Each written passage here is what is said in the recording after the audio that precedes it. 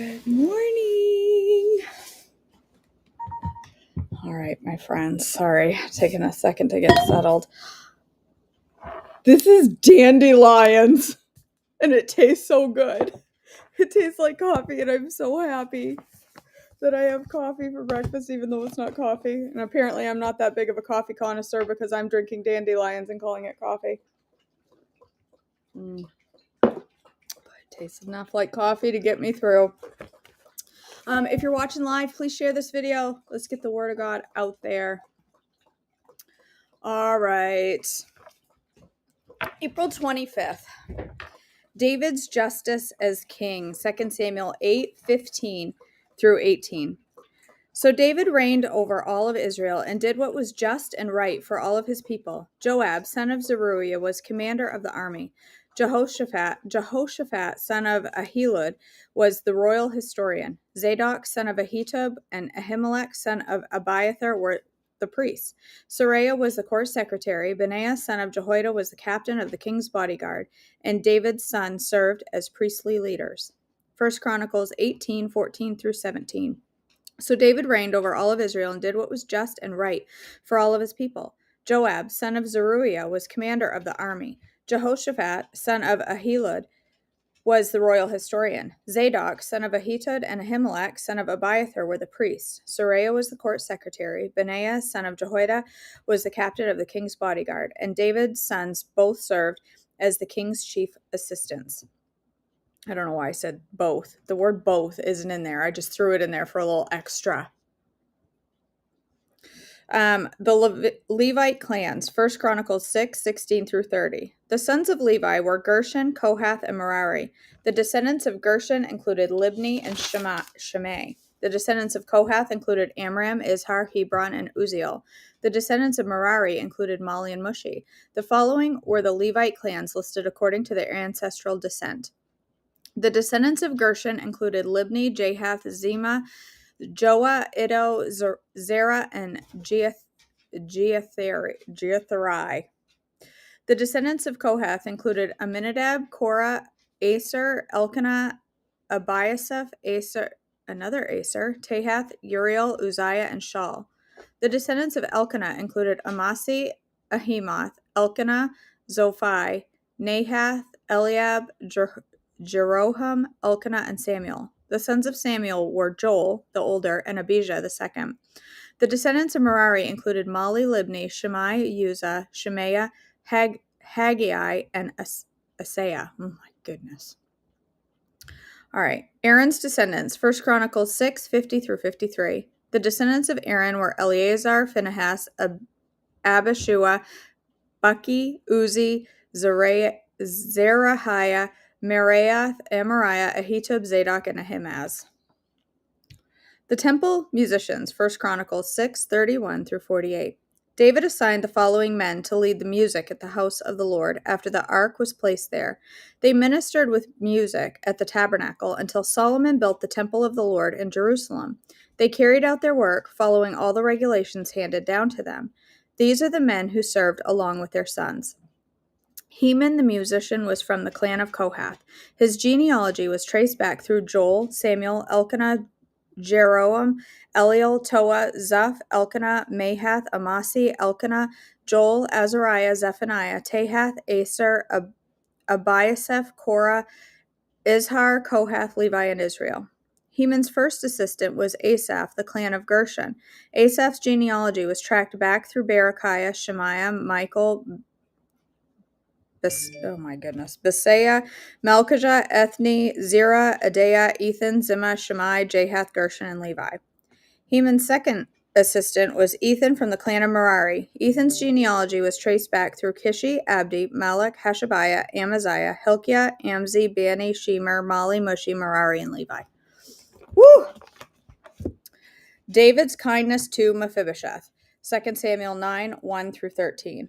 One day, David asked, "Is anyone in Saul's family still alive? Anyone whom I can show kindness for Jonathan's sake?" He summoned a man named Ziba, who had been one of Saul's servants. "Are you Ziba?" the king asked. "Yes, sir, I am," Ziba replied. The king then asked, "Is anyone still alive from Saul's family? If so, I want to show God's kindness to them." Ziba replied, Yes, one of Jonathan's sons is still alive. He is crippled in both feet.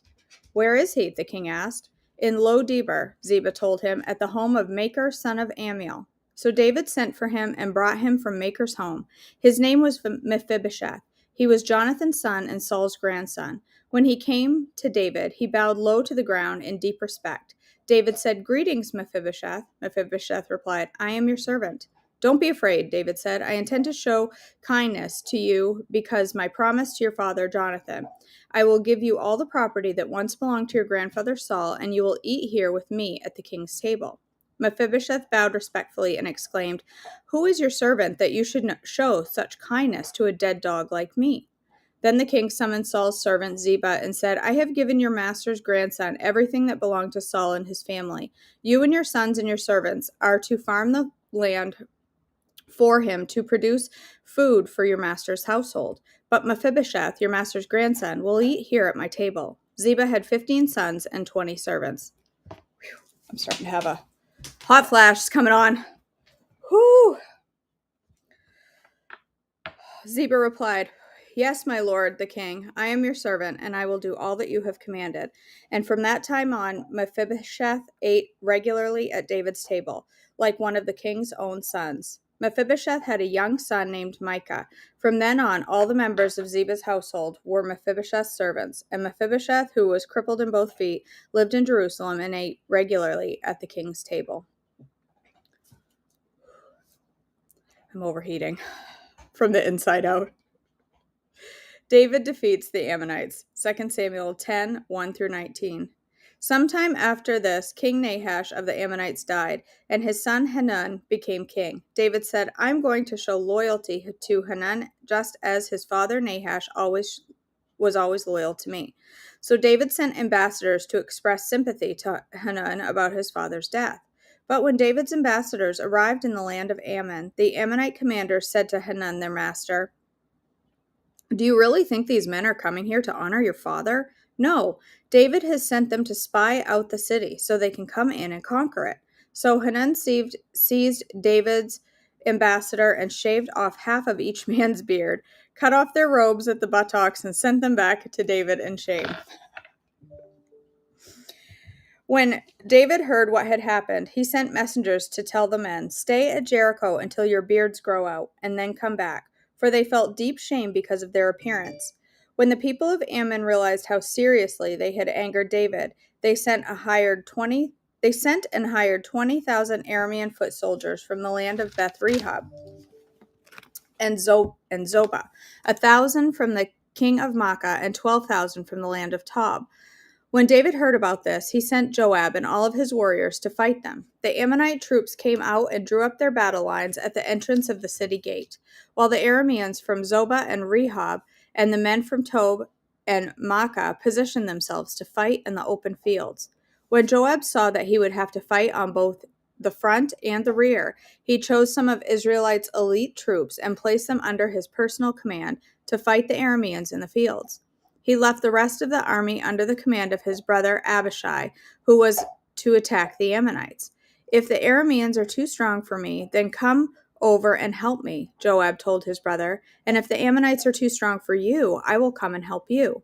Be courageous. Let us fight bravely for our people and the cities of our God. May the Lord's will be done. When Joab and his troops attacked, the Arameans began to run away.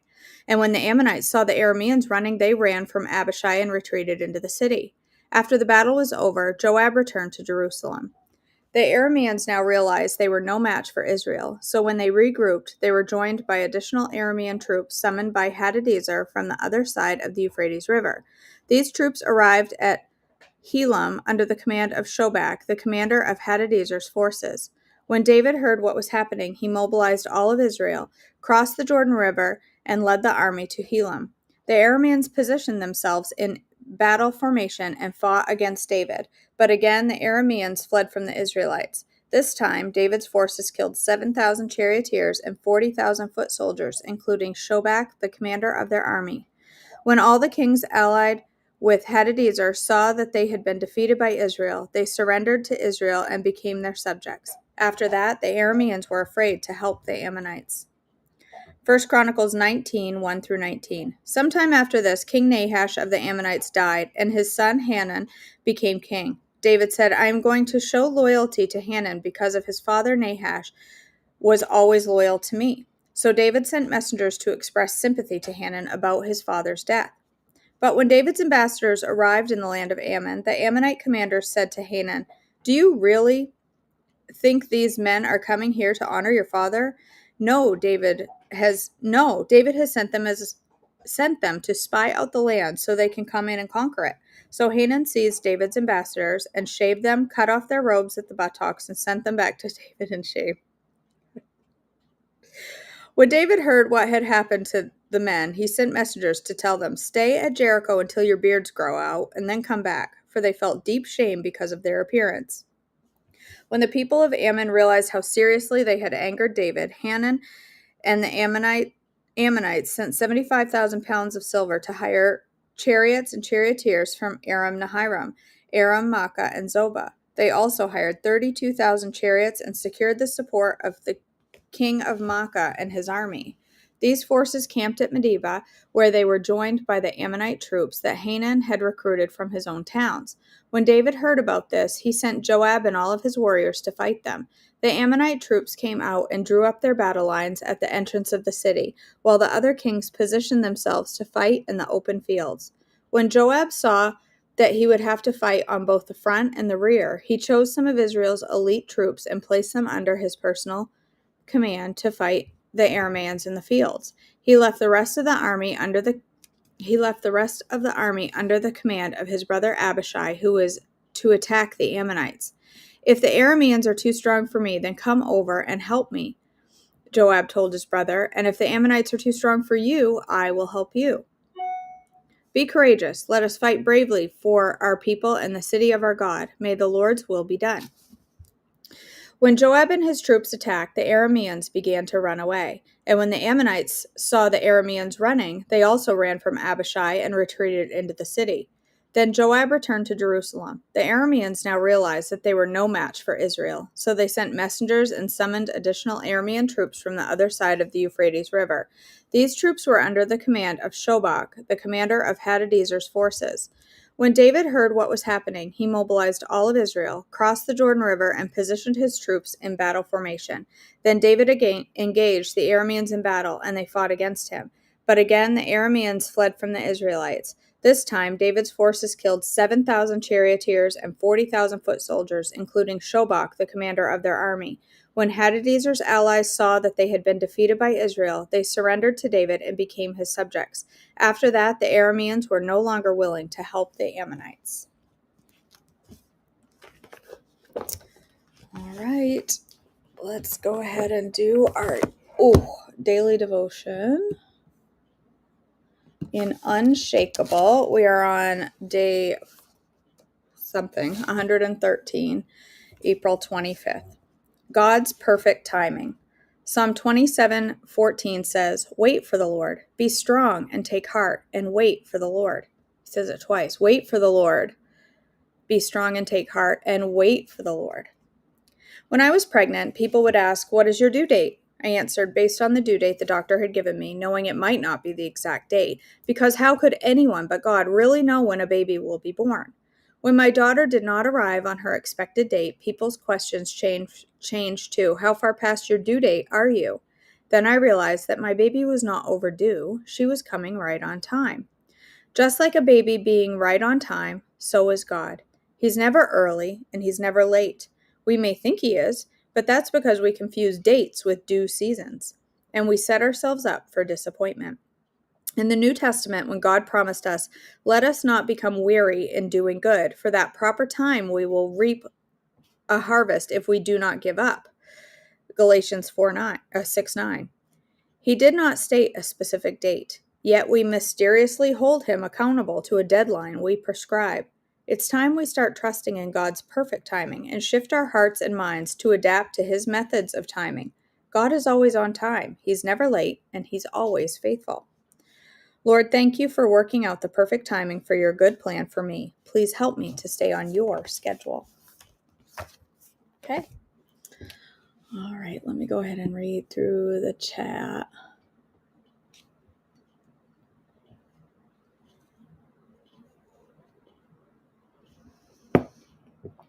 79 days until the retreat. Whoop, whoop.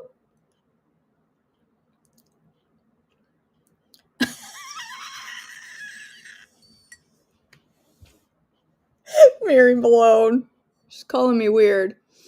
I'll probably share more about it on my breakfast live this morning. It's just dandelion something. It's dandelion. I went out back and mowed the lawn and picked them and brewed them into tea. I mean, it seemed reasonable that it would taste like coffee.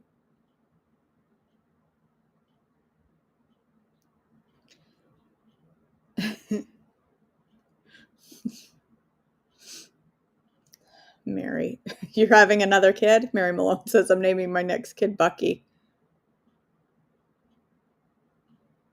You guys are so funny.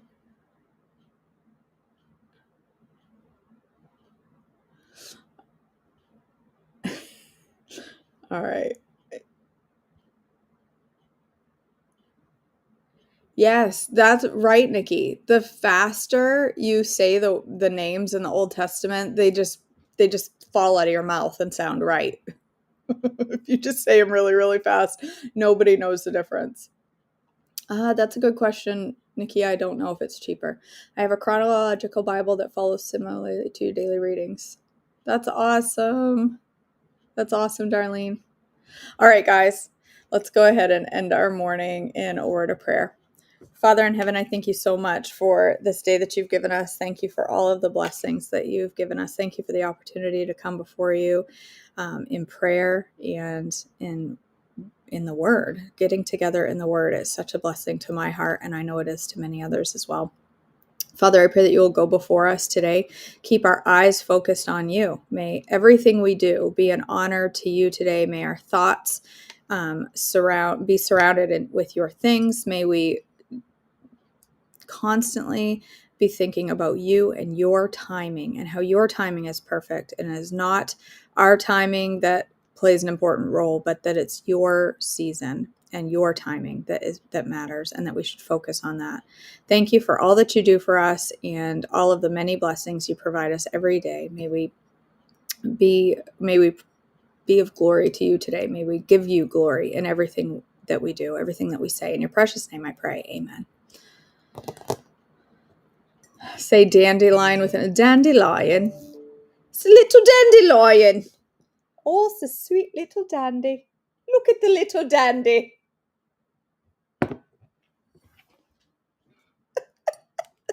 I'm going to get me a cup of the dandy to have for my brekkie.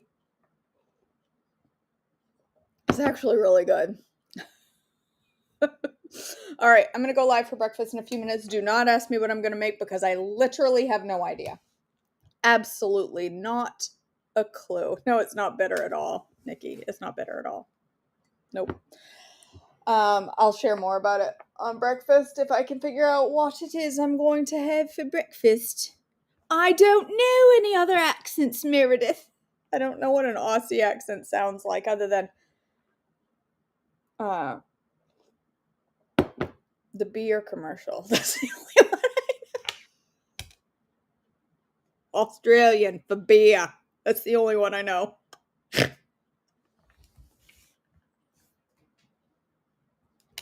All right. I'll be back for breakfast with no dairy, no sugar, no gluten, no lots of things. But we'll find something good to eat for breakfast. I'll be live in a few minutes. I love you all so much. Have a great day.